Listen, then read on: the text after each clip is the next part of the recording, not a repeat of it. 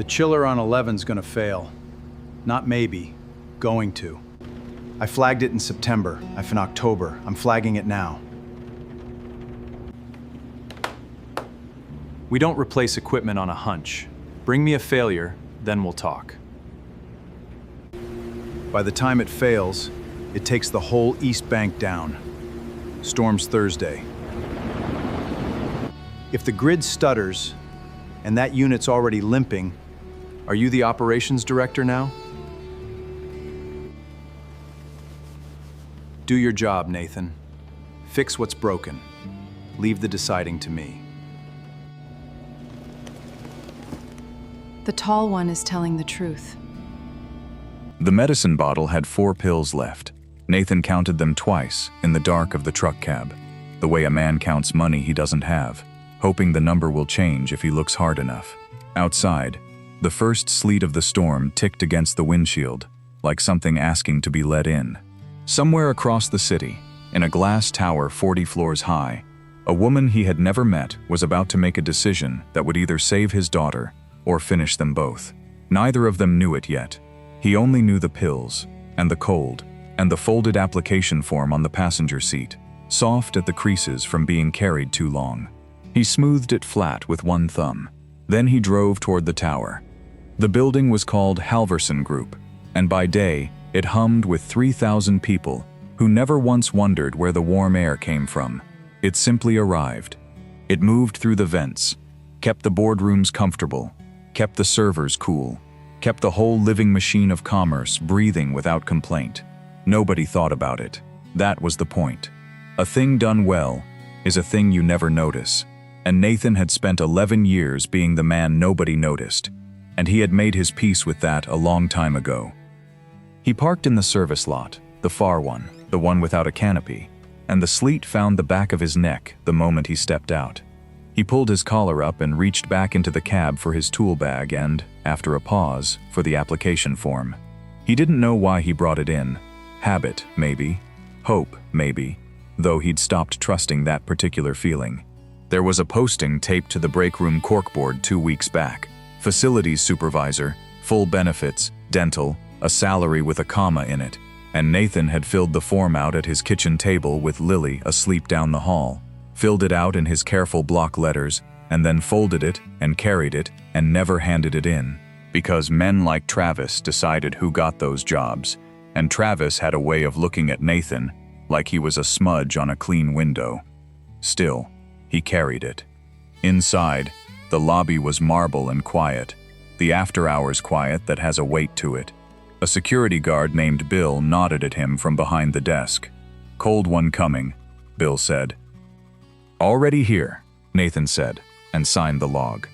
He rode the service elevator up to the mechanical floors, where the building showed its true face, the ductwork like the ribs of some great animal, the chillers and the boilers, and the ranks of gray equipment that did the honest labor, while the glass floors above took all the credit.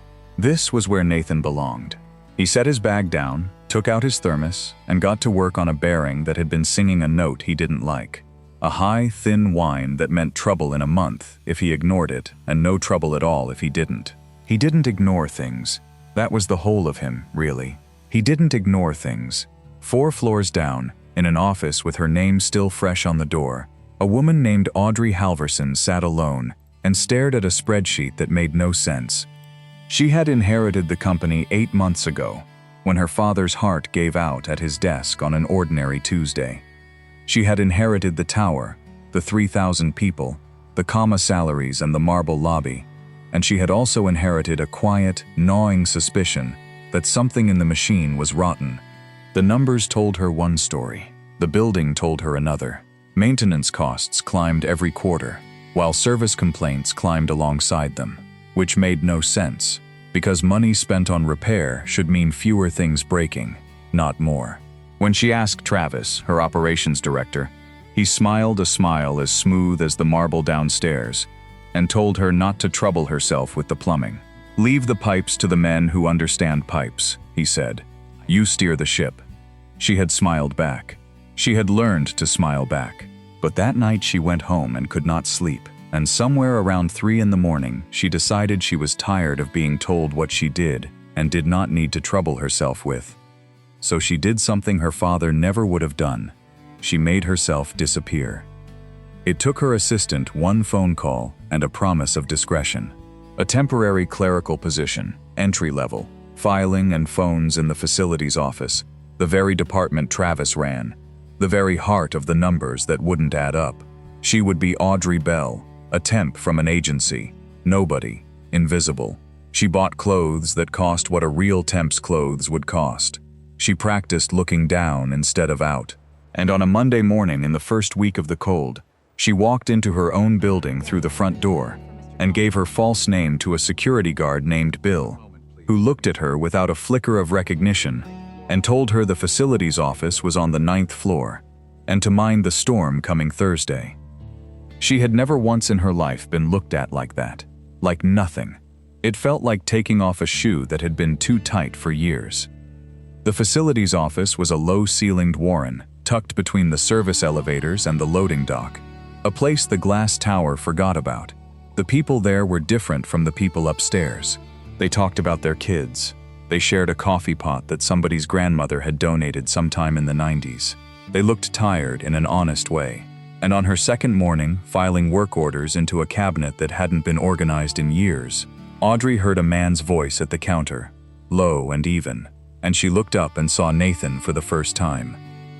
He was tall and worn at the edges, the way a good tool is worn, and he was arguing with Travis. Except it wasn't arguing. Not exactly. Because only one of the two men was raising his voice. "The chiller on 11 is going to fail," Nathan was saying. "Not maybe. Going to. I flagged it in September. I flagged it in October. I'm flagging it now. And I told you," Travis said, "that we don't replace equipment on a hunch. You want a $40,000 unit swapped out because you heard a noise. Bring me a failure. Then we'll talk." By the time it fails, it takes the whole East Bank down with it. Storms coming Thursday. If the grid stutters, and that unit's already limping. "Are you the operations director now?" Travis smiled his marble smile. "Do your job, Nathan. Fix what's broken. Leave the deciding to me." And Nathan went quiet. Audrey watched him go quiet, watched him fold whatever he wanted to say back down inside himself, and she understood that she was seeing something she was not supposed to see. A man who was right, being told by a man who was wrong to be silent, and choosing silence because he could not afford to be otherwise. She saw the way his jaw set. She saw the way he picked up his tool bag with a care that was almost tenderness, as if the tools at least deserved respect even when he didn't get any. She did not know his name yet, but she wrote a note to herself that night, on the stationery of the life she was pretending to lead, and the note said only, "The tall one is telling the truth."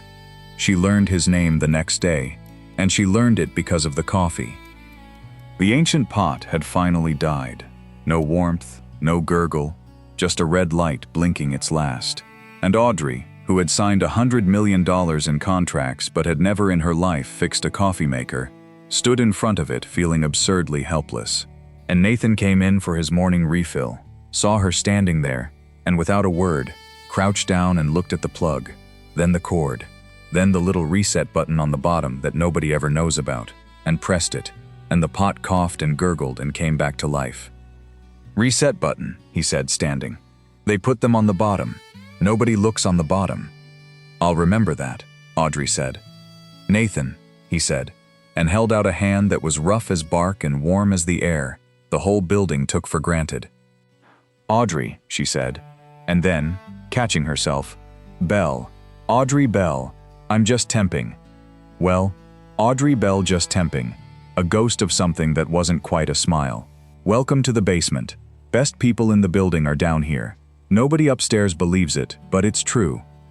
He poured his coffee and he left, and Audrey stood holding the warm carafe and feeling something she could not name and did not want to examine, because she was a Halversen and he was a repairman, and she was lying to him about everything, and none of that stopped the feeling from being there. Over the next days, she pieced him together the way you piece together a story from the corners of it. She learned he had a daughter. She learned it because on Wednesday, a school called the facilities office by mistake, a wrong extension. And Nathan took the call at the counter, and his whole body changed, softened and sharpened both at once. And he said, "Is she all right? Is she breathing okay?" in a voice pulled tight as wire. And when he hung up, he stood a moment with his hand still on the receiver, and Audrey pretended to file, and he said, to no one, to himself, "She's fine. It was just a scare." And then he went back to work, because there was always more work, and the work did not care what was happening in a man's chest. She learned the girl's name was Lily, and that Lily was 7, and that Lily had a heart that had not been built quite right, a valve that needed managing, a condition with a long name that Audrey looked up that night and read about until her own heart hurt. She learned that the medicine was expensive and that the insurance the company provided to men like Nathan covered some of it and not enough of it, and that the difference between some and enough was the difference between a man who slept and a man who counted pills in a truck. She learned about Rose last, and she learned it gently, sideways, the way the deepest things are always learned. It was late, the office nearly empty, the storm 2 days closer and pressing its face against the loading dock doors. Audrey had stayed to go through Travis's filed work orders.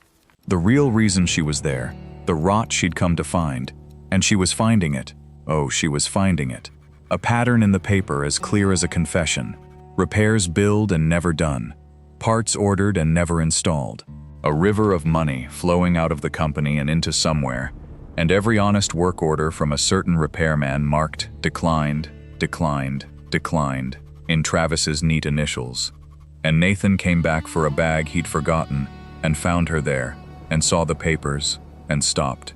"You shouldn't be in those," he said, not unkind, careful. "I was just filing," she said, and the lie tasted like ash. He looked at her a long moment. Then he came and stood beside her and looked down at the work orders, at his own careful handwriting crossed out in another man's ink, and something moved across his face that was older and sadder than anger. 11 years, he said quietly.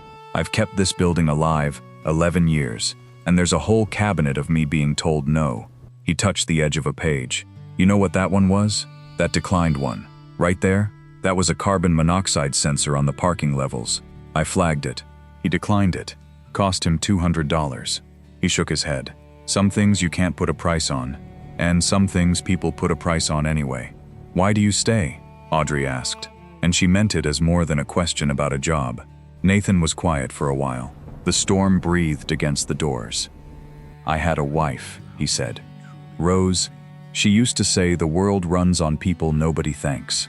She'd point at a bridge, or a streetlight, or a warm room in winter, and she'd say, 'Somebody made that stay standing,' and nobody ever wrote them a letter about it." His voice did not break, but it bent. The way a strong thing bends under a load it has carried a long time. She got sick 3 years ago. Fast. And the whole time she was in that hospital, I kept thinking about all the people I'd never see who kept the lights on and the machines running, so my wife could have a few more days. Strangers, doing it right. Not for thanks. He looked at Audrey. "So I stay, and I do it right. Because somebody has to be the person Rose was talking about. And because Lily's watching, and I want her to know what a man looks like when nobody's making him be good." Audrey Halversen, who owned the building they stood in and the ground it sat on, found that she could not speak. She had come down here to catch a thief.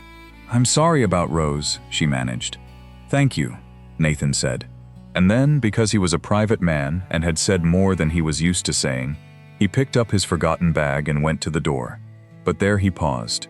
"That storm's coming tomorrow," he said. "If the power does what I think it's going to do, you should go home early. It's going to be a bad one." He almost smiled. "And that reset button, bottom of everything. You remember that." Then he was gone into the cold, and Audrey stood alone with the evidence of one man's greed and another man's goodness spread out before her on the counter, and she understood that she had come to this place asking the wrong question. She had come asking who was stealing her money. She should have been asking who was keeping her world from falling apart, and whether she had ever once said thank you. If this story is finding you where you are tonight, If you know what it is to do good work that no one sees, stay with me a moment longer, because what happened next is why I wanted to tell it at all. The storm came Thursday, and it came worse than the forecast promised. By noon, the sky over the city had gone the color of an old bruise, and the wind came off the lake in sheets that made the great glass tower groan and flex. Sleet turned to ice. Power lines 2 counties over sagged and snapped. And at 17 minutes past 2 in the afternoon, the city grid stuttered. A brownout, a surge, a sag in the current that rippled through every building on the block. And in the mechanical heart of Halversen Group, the chiller on the 11th floor, the one Nathan had flagged in September and October, and again that very week, gave up its long fight and died. It did not die quietly.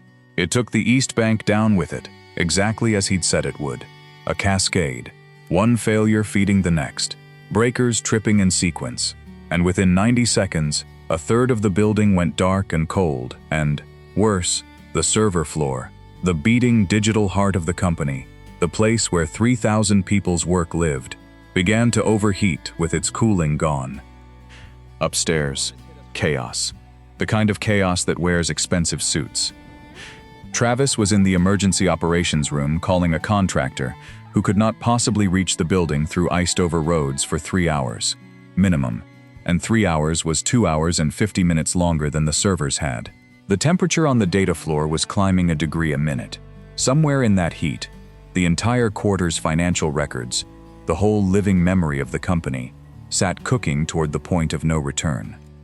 And there was a camera in that operations room, because there was a camera in every operations room now, a live feed to the executive floor, to the board, to the insurance people, a record of the crisis as it happened.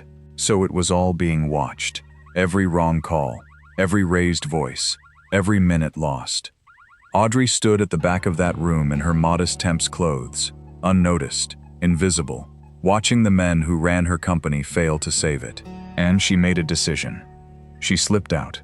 She took the service stairs down, 2 at a time, her borrowed shoes ringing on the concrete, down and down into the mechanical dark, where the emergency lights threw long red shadows.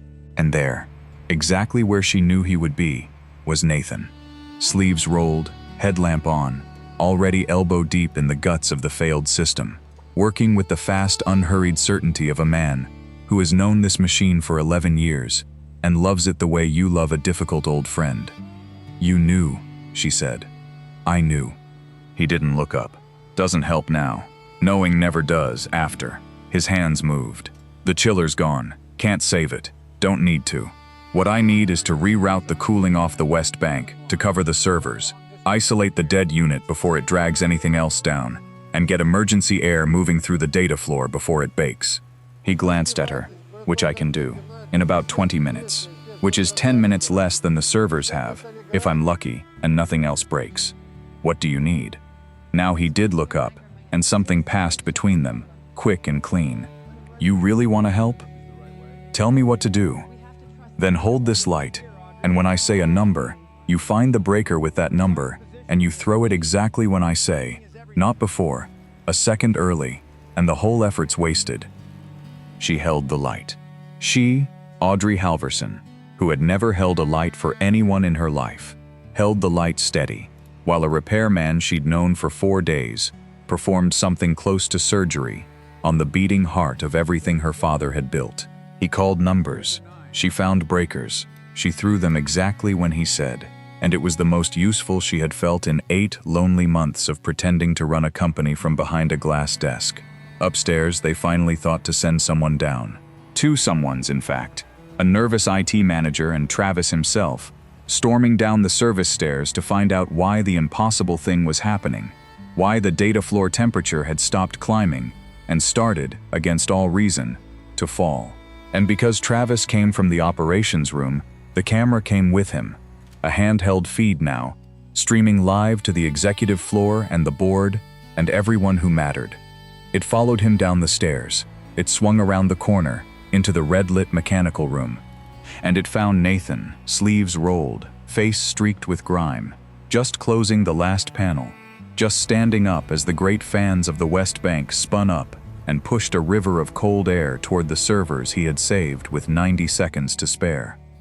"What is going on down here?" Travis said. Nathan wiped his hands on a rag, rerouted the cooling. "East Bank's a loss. The chiller I flagged in September finally went, took the whole side with it, like I said it would. Servers were about to fail. They're not going to now. Give it an hour and you can bring the east side back up on the temporary loop. You'll want to order the replacement unit tonight before the roads freeze worse." He said it evenly, no triumph in it, just a man reporting a job done. "It's handled." Travis's face did something complicated, because the camera was on him, because the board was watching, because the thing that had just been prevented was the thing he had been declining to prevent, in his own neat initials, for months. "You had no authorization to touch that system," Travis said, and his voice came out wrong, too high, reaching for control that had already left the room. "You could have made it worse. You could have. This is exactly the kind of reckless behavior I've been documenting. This man has ignored the chain of command for months. He saved the servers." The nervous IT manager said it flatly, staring at his tablet. "Data floors at safe temp. He saved everything. Sir, he saved all of it. He acted without authorization."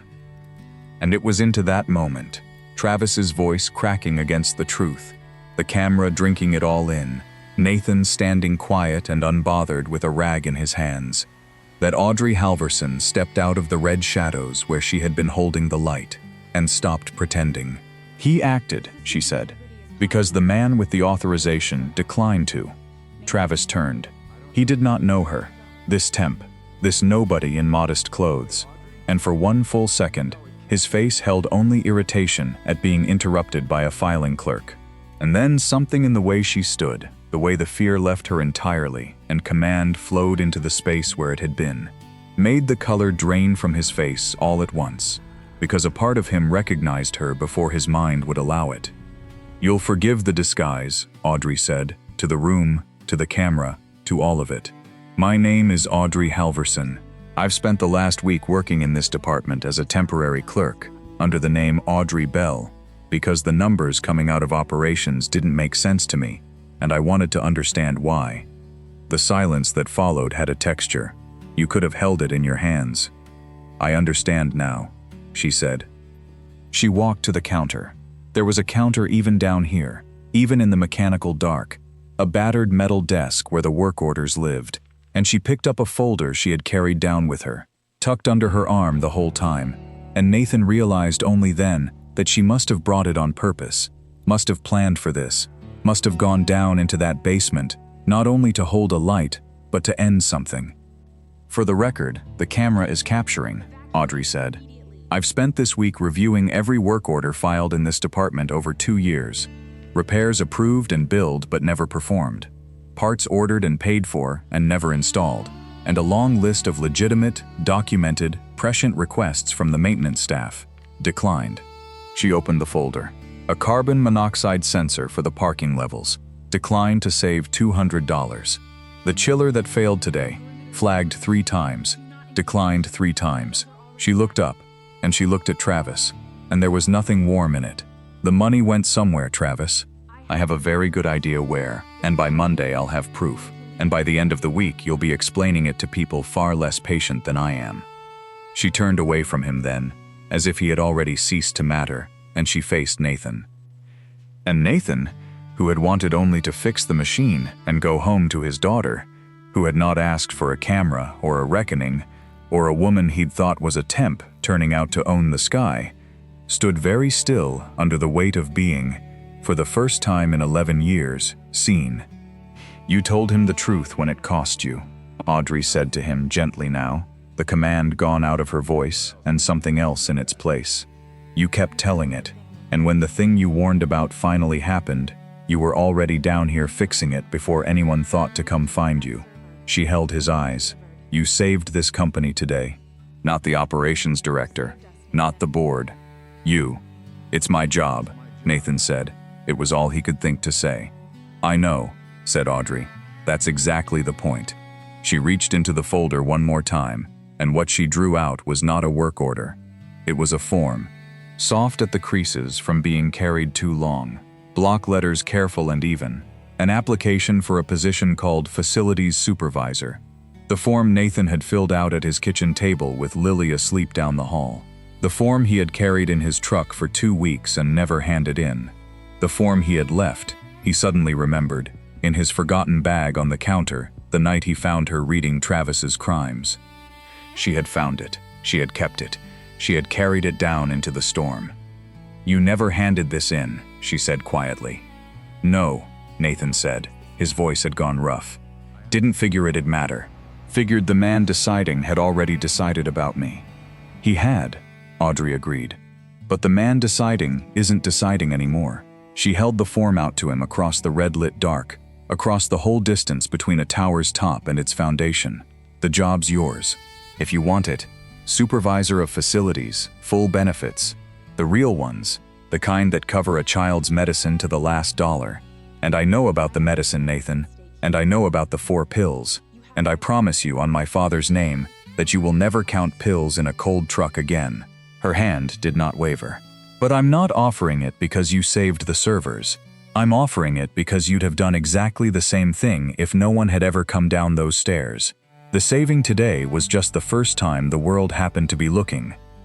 Nathan looked at the form, at his own careful handwriting, at the creases worn soft by 2 weeks of almost hope. "Rose used to say," he began, and had to stop and start again. "Rose used to say, the world runs on people nobody thanks." "Your wife was right," Audrey said, "and she was also wrong, a little, because I'm thanking you, in front of everyone, and it's about 11 years overdue." He took the form. His hand shook, just slightly, and he was not ashamed of it. Across the room, the nervous IT manager was, absurdly, wiping his eyes, and even the camera seemed to have gone still, and Travis had simply stopped existing, had folded himself into the corner of a moment that had left him behind entirely. "There's a condition," Nathan said. Audrey raised an eyebrow.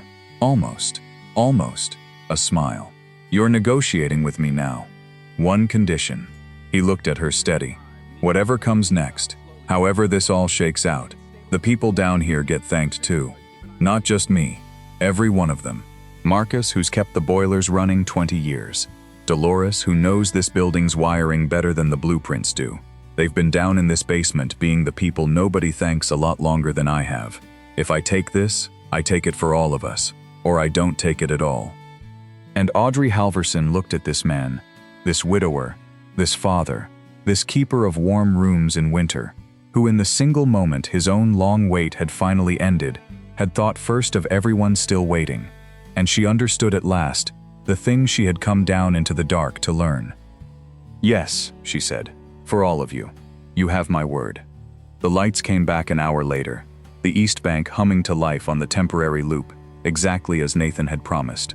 The storm blew itself out by nightfall, and the footage of what happened in that red-lit mechanical room, the CEO in the Temp's modest clothes, the repairman with the rag in his hands, the form passed across the dark, found its way, as these things do, out into the wider world, until strangers who would never see the inside of that tower were writing letters after all.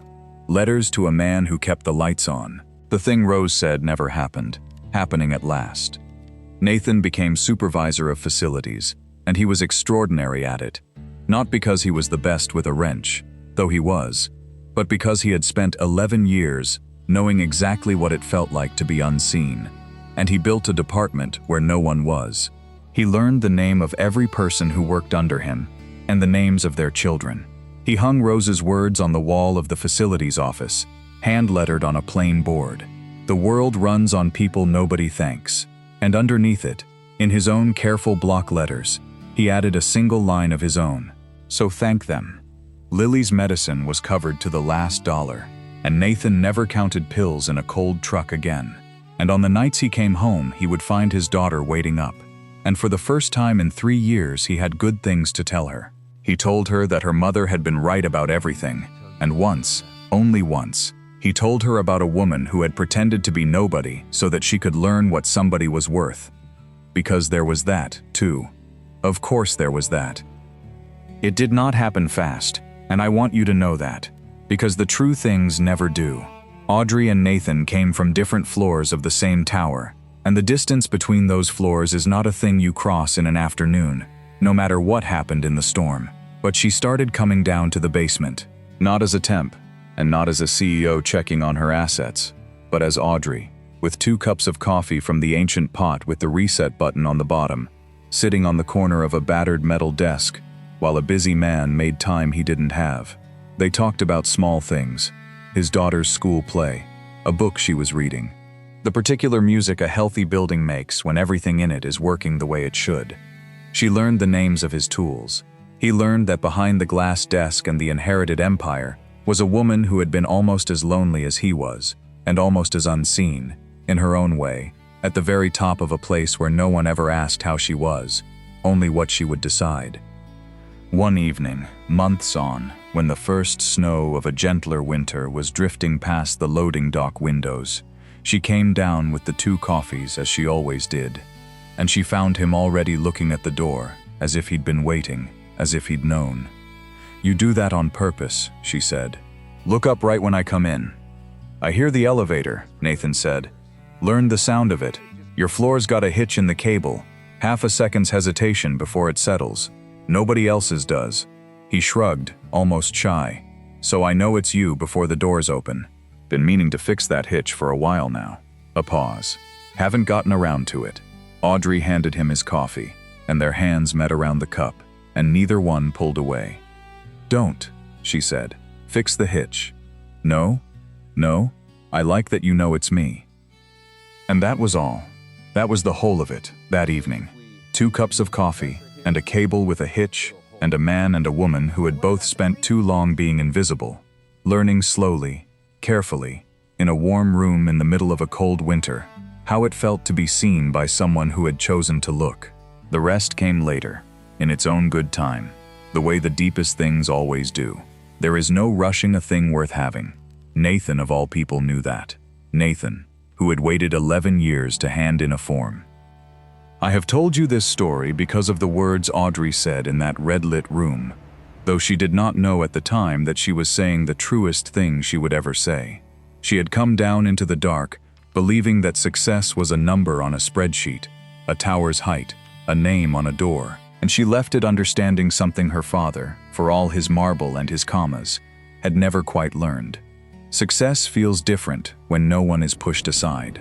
A thing built on the backs of the unthanked is not success at all. It is only theft that hasn't been caught yet. But a thing built by lifting the hidden and the overlooked, by learning the names of the people in the basement, by writing the letter that Rose swore no one ever writes, that is the only kind that lasts, and the only kind that keeps the lights on when the storm comes. And there is always, sooner or later, a storm. So if you are one of the people nobody thanks tonight, if you keep something running that others never notice, if you do the work right when no one is watching and no one is making you be good, then let this be the letter. Let this be the moment the world happened to be looking. You were never invisible. You were only waiting for the doors to open.